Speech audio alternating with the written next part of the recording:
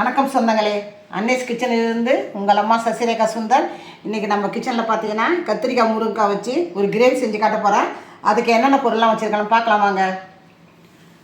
கத்திரிக்காய் medium size ஒரு 4 எடுத்து கட் பண்ணி நான் தண்ணியில் போட்டிருக்கேன். தண்ணியில் இல்லாத வெளியில் வச்சுருந்தோன்னா பார்த்தீங்கன்னா கருப்பாயிடும். அதனால தான் நம்ம சமைக்கிறதுக்கு முன்னாடி தான் இதை கத்திரிக்காய் வந்து நம்ம கட் பண்ணணும். கட் பண்ணி தண்ணியில் போட்டு வச்சுருக்கேன். மீடியம் சைஸ் வெங்காயம் 2 கழுவி சுத்தம் பண்ணி கட் பண்ணி வச்சுருக்கேன். அதே மாதிரி தக்காளி பார்த்திங்கன்னா மீடியம் சைஸ் 2 அதை கட் பண்ணி வச்சுருக்கேன். ஒரு 20-25 பூண்டு பல் வச்சுருக்கேன், உரிச்சு வச்சுருக்கேன். அதே மாதிரி முருங்கைக்காய் பார்த்திங்கன்னா மீடியம் சைஸ் முருங்கைக்காய் ஒரு 2 கட் பண்ணி வச்சுருக்கேன். தாளிக்கிறதுக்கு பார்த்திங்கன்னா கடுகு உளுத்தம் பருப்பு 1 டீஸ்பூனு, 1/2 டீஸ்பூன் சோம்பு, கருவேப்பிலை, கடைசியாக பார்த்திங்கனாக்கா அதை இறக்கிறதுக்கு வந்து தேங்காய் திருவல் போட்டு இறக்கணும். அதை உப்பு, சமையல் மிளகாய்த்தூள், மொத்த பொருள் இதான். எப்படி செய்யுதுன்னு பார்க்கலாம் வாங்க. அடுப்பத்தை வச்சாச்சு. அதே மேலே நம்ம வானல் வச்சுட்டோம். வானல் நல்லா காஞ்சிட்டு இப்போ நம்ம கொஞ்சமாக எண்ணெய் ஊற்றிக்கலாம். 2 டேபிள் ஸ்பூன் அளவுக்கு எண்ணெய் ஊற்றியாச்சு. எண்ணெய் காஞ்சிட்டு இப்போ இந்த கடுகு தூள் போய் இதில் சேர்த்துக்கலாம்.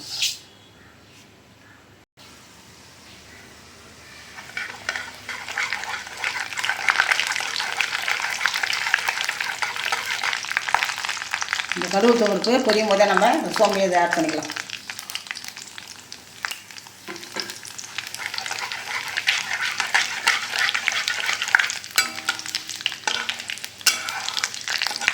இது எதுக்கு நம்ம தக்காளி பழம் சேர்க்கணும்னாக்கா கிரேவி கொசம் தான். கிரேவி மாதிரி செஞ்சோன்னா சாத்தில் கூட போட்டு சாப்பிட்லாம். பார்த்திங்கன்னா இந்த பொரியல் பார்த்திங்கன்னா கத்திரிக்காய் முருங்கைக்காய் இந்த கிரேவி பார்த்திங்கனாக்கா நம்ம சாப்பாட்டில் போட்டு சாப்பிட்லாம்.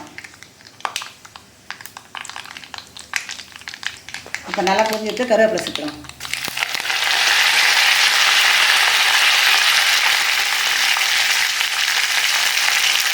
பூண்டு சேர்த்துக்கலாம். கடுகு பருப்பு சோம்பு தாளிச்சிட்டு கருவேப்பிலை போட்டோம். அதுக்கப்புறம் பார்த்திங்கன்னா பூண்டு சேர்த்துட்டோம். இப்போ நம்ம வெங்காயத்தை சேர்த்துக்கலாம்.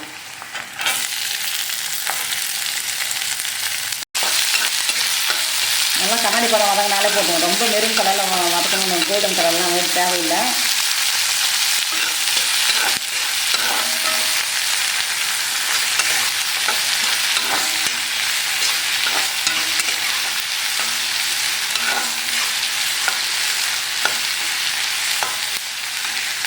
இப்போ பார்த்தீங்கன்னா இந்த தக்காளி ஆட் பண்ணிக்கலாம்.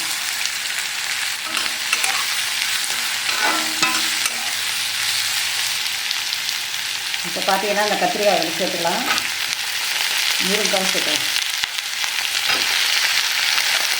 முருங்கை நல்லா கழுவி கட் பண்ணி வச்சுருக்கேன். இதையும் சேர்த்துக்கலாம். இப்போ நம்ம கிரேவி செய்கிற ஒரு தான் பார்த்தீங்கன்னா நம்ம தக்காளி இதில் சேர்த்துருக்கோம். இதே வந்து நம்ம பொரியல் மாதிரி செஞ்சு சாப்பிட்டோம்னாக்கா தக்காளி சேர்க்காதீங்க. அதேமாதிரி தக்காளி வந்து கொஞ்சமாக தான் சேர்க்கணும். நிறைய சேர்த்திங்கன்னா புளிப்பு மாதிரி இருக்கும். அதனால் கொஞ்சமாக தான் தக்காளி சேர்க்கணும். நான் மீடியம் சைஸ் தக்காளி ஒரு 2 சேர்த்துருக்கேன். ரொம்ப சின்னது தான் பார்த்தீங்கன்னாக்கா. நல்லா வதக்கலாம். இதுக்கு தேவையான அளவுக்கு மிளகாத்தூள் சேர்த்துக்கணும். 2 டீஸ்பூன் அளவுக்கு இங்கே சேர்த்துக்கணும். தேவையான அளவுக்கு இப்போ இதில் ஆட் பண்ணிக்கணும்.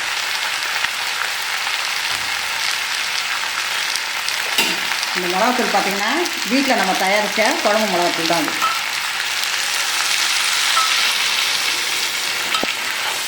இந்த கத்திரிக்காய் முருங்கைக்காய் வேகிற அளவுக்கு நம்ம திட்டமாக தண்ணி சேர்த்துக்கணும். நல்லா குழையவே வேகலாம் கத்திரிக்காய் பார்த்திங்கன்னா. ஏன்னா இது நம்ம கிரேவி செய்கிறோம், பொரியல் செய்வேன். அதனால் நல்லா குழைய வேகும். மூடி போட்டு ஒரு 5 நிமிஷம் கழிச்சு மறுபடி கிண்டி பார்ப்போம். மீடியம் ஃப்ளேமில் வச்சுலாம். இந்த கத்திரிக்காய் முருங்கைக்காய் கிரேவி பார்த்திங்கன்னா 5 நிமிஷத்துக்கு மேலே ஆகிடுது. நடுவில் ஒரு தடவை வந்து நான் கிண்டி பார்த்துட்டேன். இப்போ நல்லா வெந்துடுச்சு. பார்த்தீங்கன்னா வெந்து நல்லா இருப்பாங்க இந்த கிரேவி. நம்ம இதை கத்திரிக்காய் முருங்கைக்காய் பொரியல் மாதிரி செஞ்சோன்னு வச்சுக்கோங்க, நம்ம தண்ணி கொஞ்சம் கம்மியாக ஊற்றணும். அவ்வளோதான். இந்த மாதிரி இல்லாமல் கொஞ்சம் குழப்பம் நம்ம செஞ்சுக்கலாம்.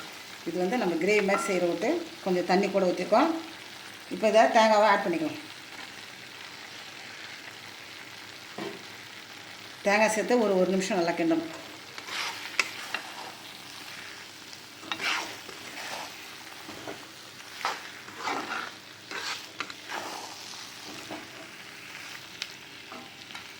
தேங்காய் போட்டு 1 நிமிஷம் நம்ம கிண்டாக்கா அதுவும் நல்லா சிவந்துடும். பார்த்திங்கன்னா தேங்காய் நல்லா சிவந்து நல்லாயிருக்கும், சீக்கிரமாக கெடாது.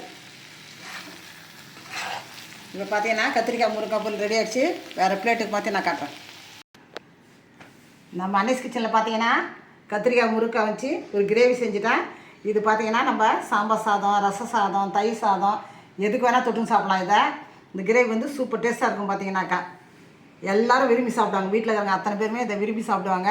செஞ்சு பாருங்கள். செஞ்சு பார்த்துட்டு எனக்கு கமெண்ட்ஸில் சொல்லுங்கள். லைக் பண்ணுங்கள், ஷேர் பண்ணுங்கள், கமெண்ட் பண்ணுங்கள். மறக்காமல் என்னுடைய அன்னீஸ் கிச்சனுக்கு சப்ஸ்கிரைப் பண்ணுங்கள். தேங்க்யூ.